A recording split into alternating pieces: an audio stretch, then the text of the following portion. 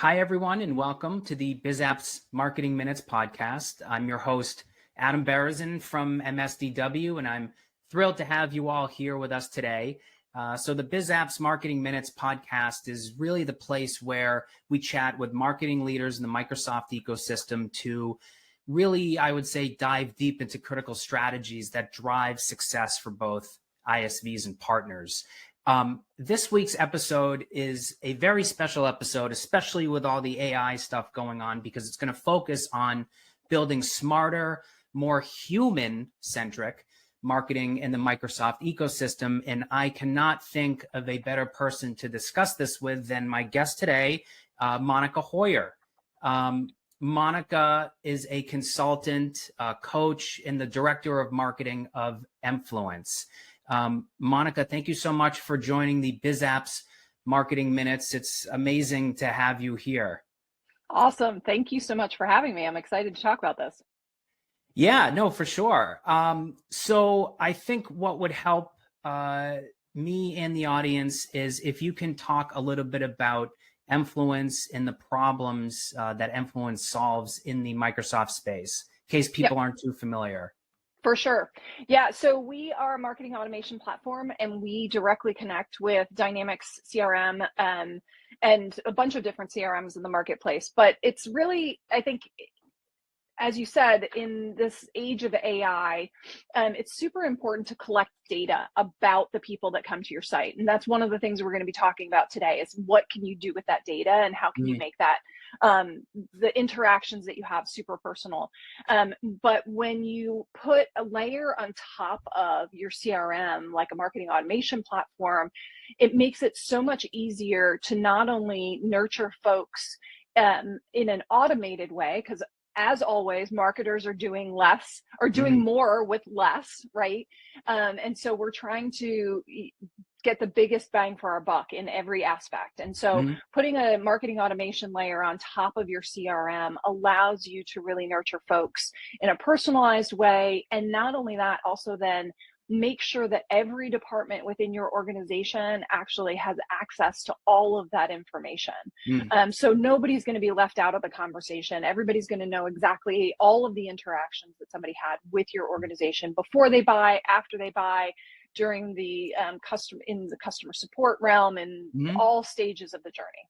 Yeah, excellent. And how did you wind up in the Microsoft space? I don't know if I know that, actually. Actually, because of Emfluence. So I've been in email since very long ago. Canned spam is younger than I am in the email space. Let's just put it that way. And so I've been doing email for a really long time. And when this opportunity arose, I jumped at it. The Emfluence marketing automation platform is probably the best marketing automation platform I've ever worked with in my career. And that's saying a lot since I've been in this industry for so long. And then on our agency side of the business, they really work really well together. They work hand in hand. We can do the digital marketing aspect and then also layer on this software side of the business. So they work seamlessly together. Yeah, excellent.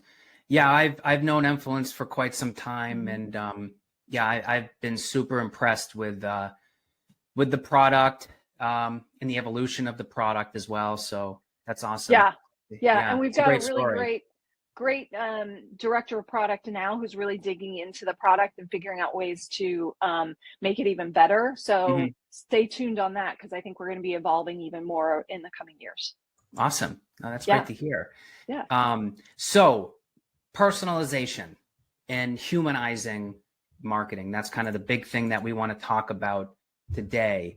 And I think sort of the trick is, how can you, I guess, leverage all the AI tools that are out there, but still be human and still have sort of that human element in everything you do, especially marketing. And you know what I'm curious to hear your thoughts on is really how users in the Microsoft BizApp space can leverage AI and automation to essentially personalize customer interactions while at the same time keeping them genuine and human. Yep. Yeah, that is super important. As you said, in this age of AI, where everybody's asking the computer or some other entity Hmm. to create content for us, really knowing what your customers are doing on your site and understanding that is super important. And then being able to leverage that information to have that interaction feel personal. So, Hmm. one of the ways I see that AI and personalization working together is. So there are multiple different kinds of data. You have zero party data, which is data that a person shares with you without even with no thought to it, and they're just like, yeah, of course I'm going to tell you my first name, of course I'm going to tell you my email address and my company, Hmm. and then maybe you ask them for their zip code and maybe make it even more fun, and you say, what's your favorite flavor of ice cream, if it aligns with kind of some of the marketing stuff you're doing. So all of that is zero party data. That's data that people are giving you naturally. Mm. The next layer of data is first party data. And that first party data is data that they don't even realize they're sharing with you. So they're visiting your pricing page, they're visiting your blog posts, they're visiting your features pages, they're visiting maybe on the B2C side or the e-commerce side, maybe they're visiting, like going to look at a shirt or a pair of shoes or a pair of pants, whatever it might be. Hmm. That's information that they don't necessarily realize they're sharing. But if you can capture that information, it allows you to then be more thoughtful about that Mm. interaction. And this is like table stakes right now. What I'm talking about is taking that information and saying, okay, you looked at this brand of pants in this cut, this style, this color. Here are 5 other pairs of pants in either that cut, that color, or that style. Hmm. And so that starts to become really, you're delivering to them something that maybe they definitely are going to buy, Hmm. something Hmm. that they're interested in. Now, when you layer AI onto that and onto that zero party data that we just talked about, which is the stuff that they've already given you, take the zero party data, take the first party data, put it together and throw it into AI and do it for a bunch of customers and have AI do an analysis of it. What did somebody buy after visiting this product page? Mm. Everybody take a download of everyone who visited the pricing page. What was Hmm. next? Or everyone who visited this blog post, what was next in their journey? And so then you start to deliver for someone who comes to your pricing page. You say, hey, I know that after they visit the pricing page, 50% of people are also going to visit this blog or also going to Mm. visit this features page. And so you give it to them early on. You give it to them, you know that it's going to take 5 days for them to get there. On day 3, you deliver it to them and you say, Hmm. hey, we think that you might be interested in this also. And Yeah. that's where AI can help you make those messages feel super personal, because the Mm. person didn't even realize that this was a solution they were looking for. Sure. Yeah. Interesting. Yeah. Interesting. Yeah. That's so really what it comes down to, and once again, I could be, you're the expert on this, so forgive me if I'm a little uh new with this.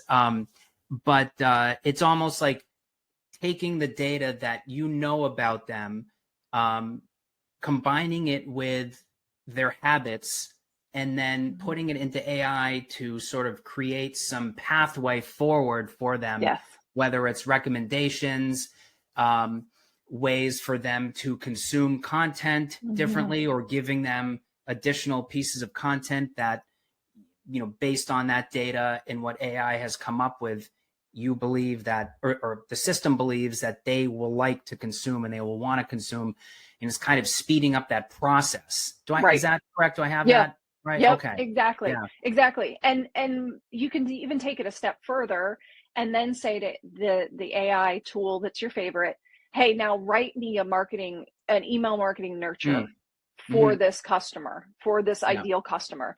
And they'll write it for you. And obviously it's getting you, a part of the way there. You're going to have to validate, make sure we say in this household, on a personal basis as well as Hmm. a professional basis, trust but verify. So Yeah. trust that the AI is giving you the right information, but make sure that it's really true, because Yeah. it's not always true. Sure, sure. And that happens with 11-year-olds and 21-year-olds, Yeah, everybody in the house as well. So you got yeah, to trust but verify. yeah. And so make sure that you really are, all of that information is accurate, and it speaks in your brand voice and all of that kind Hmm. of thing. But yeah, it's really helping the customer move to the next either stage in their journey or Mm, consume information that will help them in making a decision, or will help them in their research, or whatever it might be. yeah. Already that customer A went from this blog post to this download to this case study to, the final thing was maybe they visited the pricing page. I'm just Hmm. making something up. Yeah. So that customer, that's what it looks like for them. And so Hmm. if you throw a bunch of other people into the AI and say, who else looks like this person, they Mm, will then be able to say, okay, these 5 people look like that, hmm. or look like they're going to take that type of path. And so you just put them into a nurture campaign in your marketing automation platform and deliver them the information in a timely manner, or in with the time frame that you've determined or analyzed, had the AI analyzed for you, so you don't Mm. have to sit there and do it yourself. Yeah, that's interesting. And that Yeah. kind of that actually leads me to the next question that I was thinking of, which is if you could talk about some practical ways that, BizApps users can use their CRM and marketing automation Mhm. tools to, I guess you can say, create more meaningful customer experiences. Yep. Yep. So it's really gathering that data and making sure that data lives in your marketing automation platform, but it's also pushed to your CRM. Hmm. So, and one of the reasons I like this, I like it being pushed to your CRM, is because a lot of the times the marketing team is the one that owns the marketing automation platform, and the Mm. CRM is owned by the sales team. Hmm. And that creates these silos. And so if the marketing team has delivered all of this content on topic X, and they're giving it away and customers are consuming it and all of that, and then one of the people, customer X says, okay, raises their hand and says, okay, I'm ready to buy. Mm. And the marketing team hands that person off to the sales team. Well, if your marketing automation platform and your CRM aren't connected, the sales team's not going to know what information they've already delivered or what they've Hmm. consumed. So they're going to start sending them information that potentially they've already consumed, and there's this lack of communication between the two departments, and as a result, you're going to lose the sale, because Hmm. the customer is going to be like, I already listened. I already talked about that. I already consumed that information. I already listened to the podcast. I went to the webinar. I downloaded the paper. I don't need it again. Just sell me Yeah, the stuff, sure. give me the Yeah. goods, kind of thing. And so taking all of this information, the information, that zero party data, the data they give you, their zip code, their first name, their email address, taking that and making sure that it's in your CRM, taking the first party data, which is what web pages have they visited, what blog posts have they consumed, what Mm. webinars and podcasts have they downloaded, or whatever it might be, and making Yeah. sure that's also in CRM and documented, so that the sales team can look at Mm. that. And that makes then the salesperson be able to say, hey, I know you attended XYZ on this date. As a result, I know you're interested in this product of ours. So I'm Yeah. going to sell you that thing. I'm going to give you the pricing on that. By the way, we have all these other things too, but this is where I think that it's going to make the most sense for you right now. Hmm. Hmm. And I know, and I'm sure this is an entirely different conversation with the whole, aligning sales and marketing. I'm sure I could go Yes. on for a while. I'm sure you could go on for eons and eons about Yeah. it. Do you think that, with the advent of these new AI tools, do you think that at some point it's going to be easier for sales and marketing teams to have sort of that, I guess, joint visibility into systems in an easier way that they feel is not as cumbersome? Because, you made a good point. You talked about, having the CRM system and the marketing automation system connected. So therefore the salespeople can get the data, the marketing people can see the data, and everybody's essentially seeing the same thing. But I do agree, and I do believe that it's easier for marketing people to use marketing automation, and it's harder for salespeople to use CRM for some reason. And I don't think it's not like a skill set thing. It's like it's a desire to use those systems. And I think especially with salespeople too, they have their own system of doing things, It's true. So, but for kind of the customer experience, like what we were just talking about, it is important to have that unified visibility with both sales and marketing. Do you think that there's a way that AI can help with that? Well, we've seen it already. And I would say we've seen it already. I believe it's Microsoft's Copilot. You can overlay onto your Outlook and have that take the conversation that you've had with a specific customer and either and do not quote me on this because I'm not an expert on Copilot, but I believe you could take that information or a synopsis of that information and put it into CRM, or say, hey, this is a prospect that I'm having this conversation with. Let's make sure it's in CRM. And so if you can connect those systems, as a salesperson, it should be very easy to then keep all of that updated without having to manually do it. Because I agree with you. Marketing lives and breathes their marketing automation platform. I mean, that's we wake up in the morning and we run reports. It's the last thing we look at the end of the day. We are very data driven, whereas salespeople are very relationship driven. And so taking the time to document that stuff into a system on their computer isn't necessarily their priority. And so if we can make it easier in some way, maybe it's a click of a button, maybe it's an integration between two systems, that kind of thing, yes, it's going to be much better. And then where I see it going to the next level is, okay, now the sale has happened and the account manager or the customer support team has to take over this account. Now they have in CRM, if we can integrate all of this in the CRM, they have what happened with marketing, what happened in sales, what were all those conversations, and now here's where we are with the customer support or account management. And then, because you also know I love talking about customer journey, and then all of a sudden it becomes loyalty and advocacy. So you document all of that, and then the customer support team or the account management team starts to add in information in there, and AI could raise a red flag and say, hey, this person was really super involved, super responsive to emails, really interested in asking questions. But all of a sudden they stopped since 6 months ago and they're not logging in, or they're not interacting with your messages. There might be something wrong. And so it might make sense to reach out to them or send them a piece of swag or try and get their attention again and re-engage them so that you can count on them to be an advocate or at least a loyal customer. Yeah, that's interesting. It's interesting. Your Copilot comment was also very interesting too. And it got me thinking, Copilot, just like ChatGPT, it draws on specific data sources.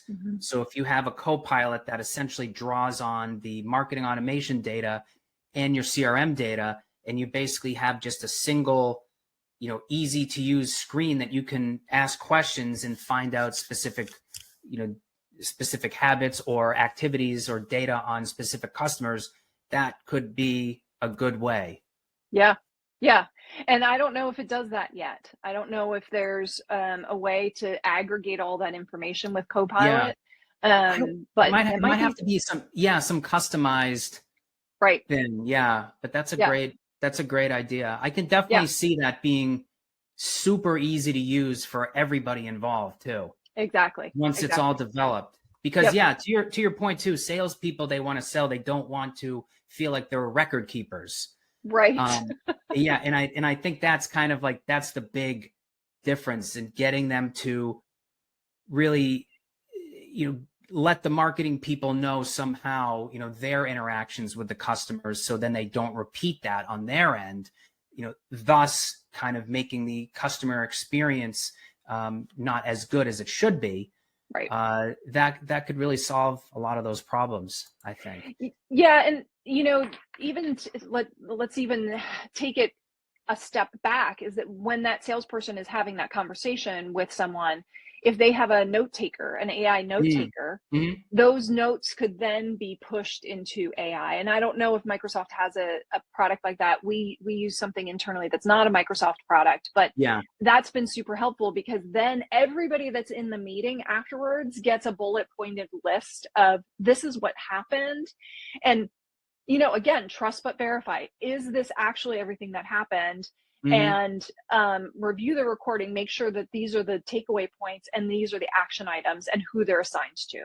And so then it makes their job much easier to do, because somebody else has been taking notes the entire time, so they don't have to feel like a data person. Yeah. That's a great tip. I have heard of those services, and I think Teams might even have something, but there are other ones out there as well that are pretty good. Yeah. No, that's good. So I know you've talked about first party data in a sense. I want to kind of shift to focus on a little bit more about first party data, and why it's so important.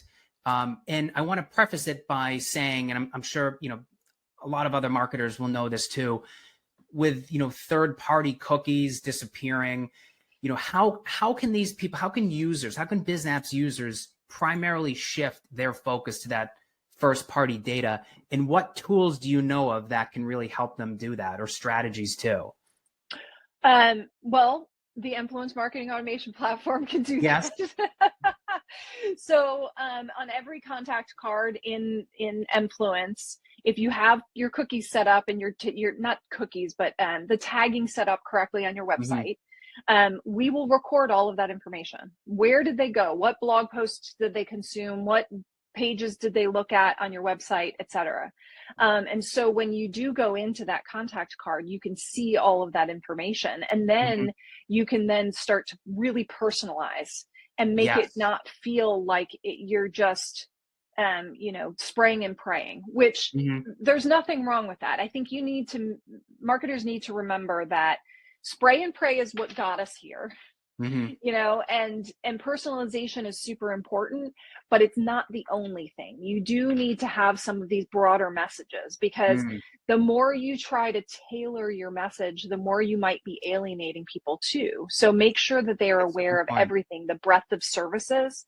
It's similar to me. I go on to Instagram and I see the same things over and over and over again, because the algorithm is set up. I've taught it the things that I click on. Well, sometimes I want to see something that maybe it wouldn't be normal for me, would be outside of my the stuff that I typically consume. And so how do I do that? Do I have to go incognito? Do I need to go to a friend's page that I haven't seen show up in my feed often enough? And so I go to their page and kind of mix the algorithm up a little bit. So if you're gathering all of that information, recording that information, using a tool like Emfluence to record that information, remember that it's not don't just send personalized messages. And personalization is, yes, hi first name.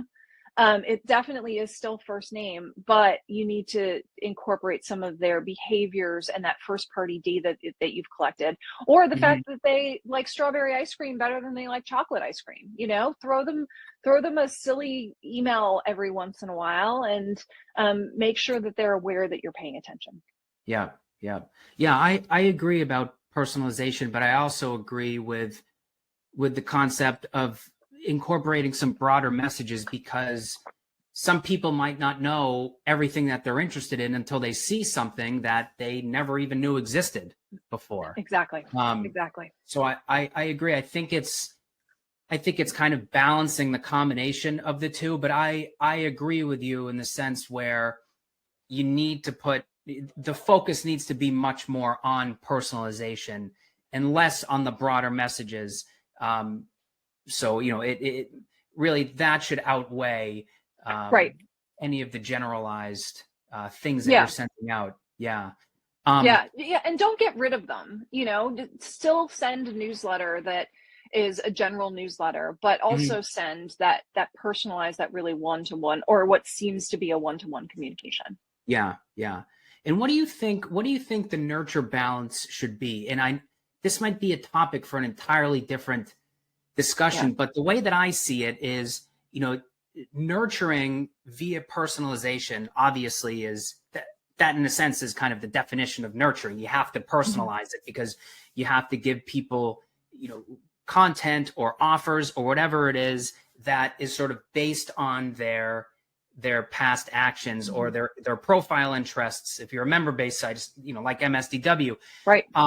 But if you are, as an ISV, nurturing your clients and or prospects, I should say, what's the best way to go about doing that, just in general? Like, how often should you do it? I mean, I've heard marketers say, well, we will set, after a webcast, we'll send somebody an email with another piece of content, and then we won't follow up for 3 months. Mhm. Should you do it every other week? Should you do it every week? Should you do it every month? What do you recommend for, like, sort of the ideal frequency? Yeah, I would say test it. Every list is different, and that's really the important part, is making sure that you're paying attention to Hmm. your email list, and your nurture campaigns. Don't just set and forget. Make sure that you're continuing to go back and really consume the data on how are people consuming it. Hmm. If you're sending something out, and after 5 days and you see a huge spike in unsubscribes, maybe 5 days isn't the right time frame. Yeah. Move it up, move it back, do some adjusting there to see what your audience likes. Hmm. I get Hmm. I'll sign up, or I'll buy a Christmas gift for someone, which automatically subscribes me to a list, or I sign up to get 10% off at Christmas, and then Yep. I won't hear from that company until October of the next year. Hmm. I don't even remember what I bought for this person, Yeah. what I bought from them a year ago. And now all of a sudden they want me to buy from them again. Hmm. That to me is definitely not frequent enough. And in fact, I was just on LinkedIn, and there's a influencer in the email space named Delaquist. And Hmm. he was just, he wrote an article about, if someone's not engaging with your email, it's fine. If they're not unsubscribing, keep sending them emails, keep engaging with them, because their inbox is very crowded, but when Hmm. they're ready to buy, they're going to Hmm. click on your email. Yeah. And I Good commented to point. him, and I was like, that's really interesting, Della, Yeah. because that's exactly how I work. I get a flood of emails, and I delete, delete, delete, delete, delete, but then as soon as I'm ready for a purchase, I'm going to go back to my inbox, and I'm going to find that latest message, and I'm going to click on it, and I'm going to go buy the thing that now all of a sudden it fits into my budget, or now all of a sudden Mm. I really need it because I'm traveling, or now all of a sudden I really need it because I broke my foot, or whatever it might be. Hmm. So it's something I'm interested in. I'm interested in the brand. I want to keep in touch with the brand because maybe they'll have a sale, and whatever, however you do that.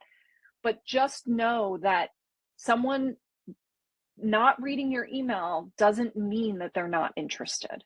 Yeah. So if they're unsubscribing, that's one thing. If they're marking you as spam, that's one thing. But Mm. don't give up on somebody just because they're not opening and clicking on your email. Yeah. That's great advice. Timing is everything, and you'll hit Yeah. people at different times and in different Yeah. stages of the purchase cycle. I agree with that. That's really Yep. interesting advice. And hopefully you didn't break your foot. Hopefully that was just an example. I did break my foot, but not Oh, recently. okay. All right. Last summer I broke my Okay. All right. foot. So it's all healed. It's all Okay. That's healed. okay. Yeah. All right. Perfect. That's good. Yeah. Um, all right. Well, so kind of getting back to first party data just a little bit. And I think I just thought of one more question around Yeah. that. How do you think ISVs can position themselves to really help customers maximize their first party data for marketing success? What can they do? Make sure that your customers have all of the tagging and everything on their site, to gather that data and Mm-hmm. then really leverage that information. So Yeah. it'll be up to the customer to actually leverage the information, but make sure that that tagging is there, make sure they're gathering the information, make sure that they're using that information. I know we're all busy. We were just talking about that before we got on this call, that things are just really crazy right now. And so Mm-hmm. take a pause and make sure that the data that's coming in is helpful for you. And if it's not helpful, how can you adjust it? Like, really keep that line of communication open. Mm-hmm. Constantly be looking at your data and ensuring that if you're not using it, is it because you don't have a campaign set up to not use it? Or is it because it's really irrelevant information and you don't need it? And so then if you don't need it, why are you gathering it? Mm-hmm. Don't gather it if it's not something that's going to be useful for you and your sales team. Yeah. So really doing an evaluation on a regular basis to look and see, and making sure that the data that you are collecting is being used. Yeah. That's great advice. Do you think that I'm trying to phrase this the correct way.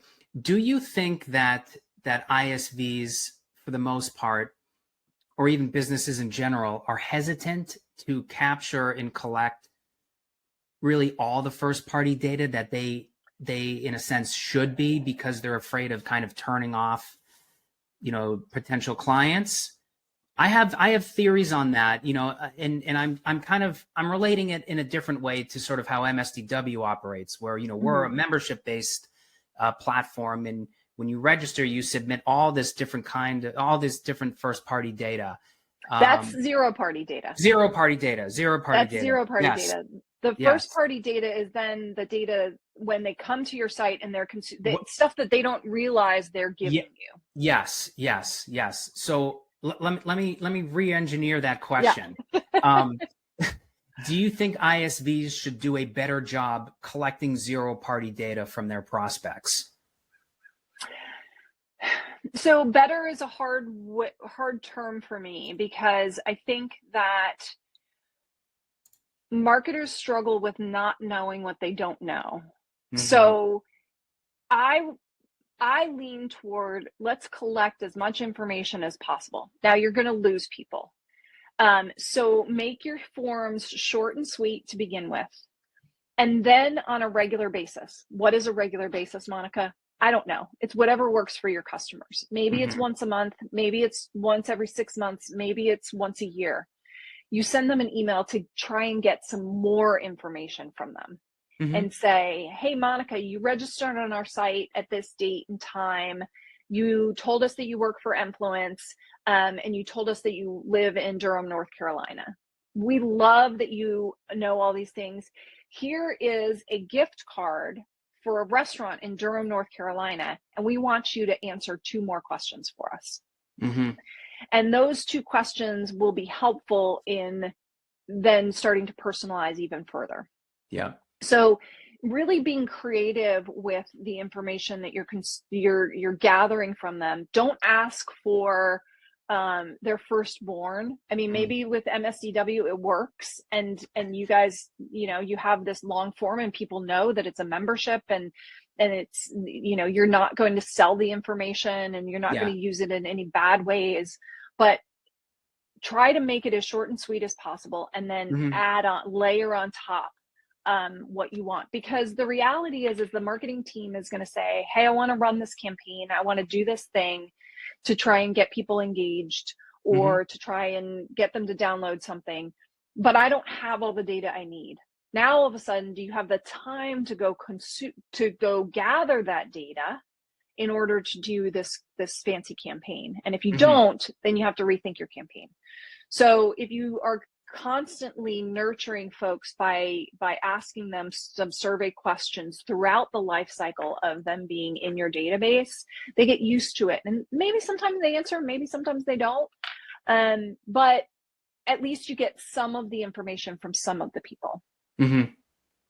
Interesting. So I don't Yeah, think it's it's good advice. I don't think it's a one size fits all, I guess is what I'm saying. Hmm. You need to test it and see what's going to work. What I know works on my site doesn't work on MSDW. Yeah. And so, for my team, it's 3-4 questions. That's it. That's all we can Mm. ask. And Huh. otherwise we're going to lose them. Yeah. But for Yeah. MSDW, it might be 3 pages of information that you're gathering. Yeah. Not anymore. We used to. We've trimmed that down a little bit. Just a page. It's just one page now. Okay, just one page. Yeah. Yeah. Yeah. Well, No, and there's yeah. also a thing called progressive capture where you can Hmm. gather essential information first and then have 2 or 3 pages that gather 2 or 3 more points on each of them.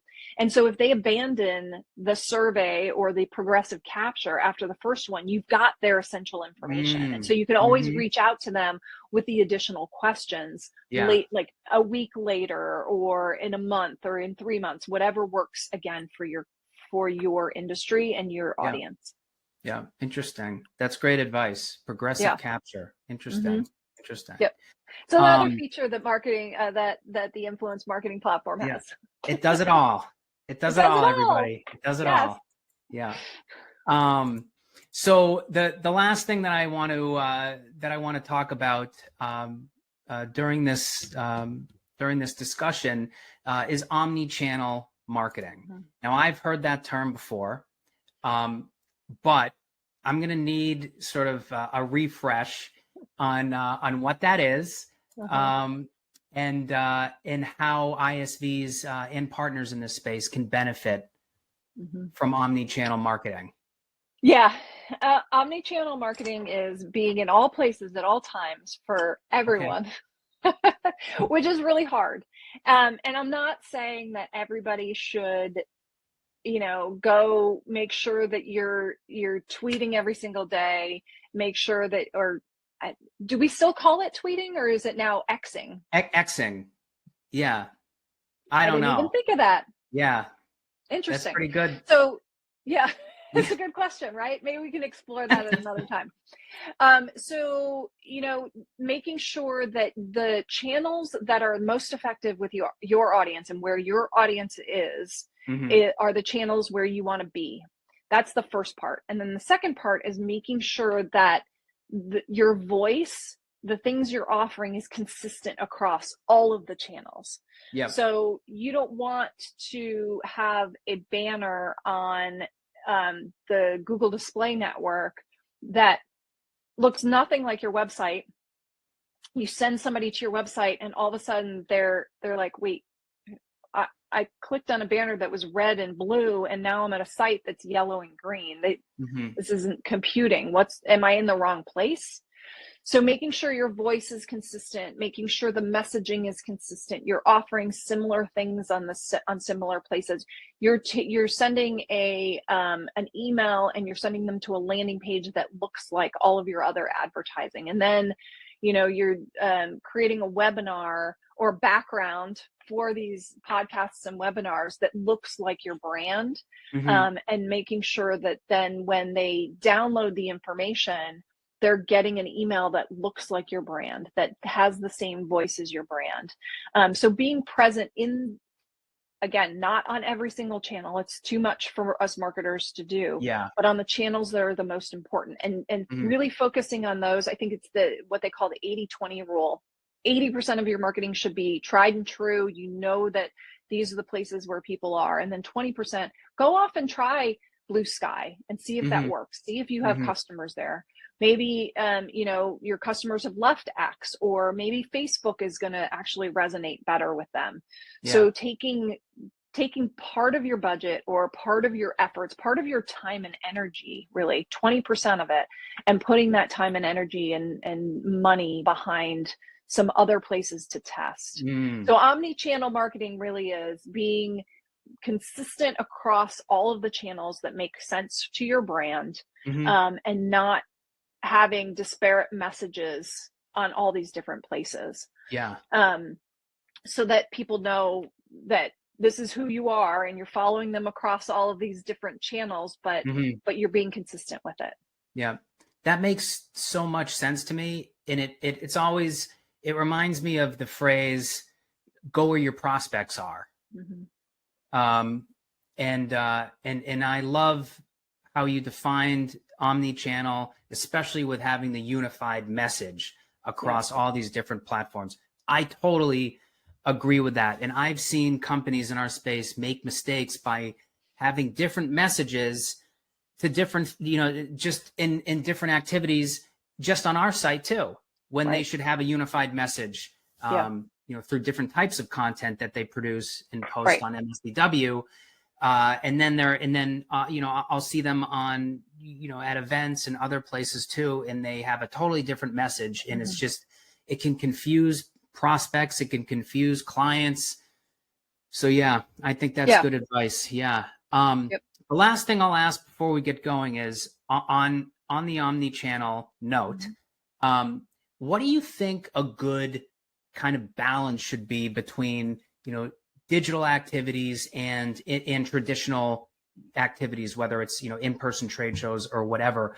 Because I'm always of the belief, and people have asked me this too, and I will tell them, listen, I want you to be on MSDW and do things with us, but like, I don't just want you to do things with MSDW, because it's important to go do other things and sponsor some events. And so I definitely believe that it's sort of, it's not an either or scenario, but there has to be a good balance. And, in your experience, how do you find an acceptable balance? And I know it's different for each company, but I'm super interested to hear how you go about that.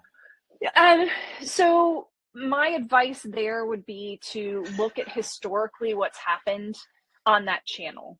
So if historically you've gone to events and they haven't worked, look at what you did. Was it a booth? Was it a speaking engagement? Was it just attending?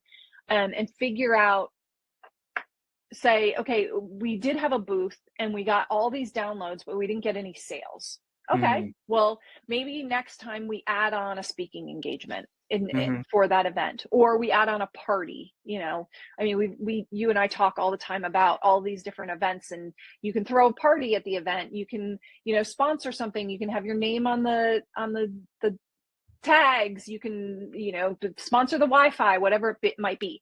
So try different things. If it hasn't worked in the past, that doesn't mean it's not going to work in the future, but really try to make sure that you're not just going once and throwing your hands up, or you're not just, doing a month on MSDW. I don't think that that's possible, or doing a year on MSDW and saying, this didn't work. Well, maybe it didn't work because that message isn't a message that people need to hear right now. And so how can we refine our message, or how can we be more visible? Or are we saying the same thing at events and on MSDW and on our website and on our blog? Like, again, it goes back to that omni-channel. Are you being consistent in your message across all of the different channels? And if you are, then it will work. It just takes time. If you're not, but you're seeing really great response with, let's just say, with all of your blogs, but the message on your blog is about something completely different than what you're talking about in person or on webinars or podcasts, then maybe you need to go back to that content that is tried and true. Interesting. So that's great advice. Looking at data, it's all about the data, really. Doing analysis and figuring out what works and what doesn't.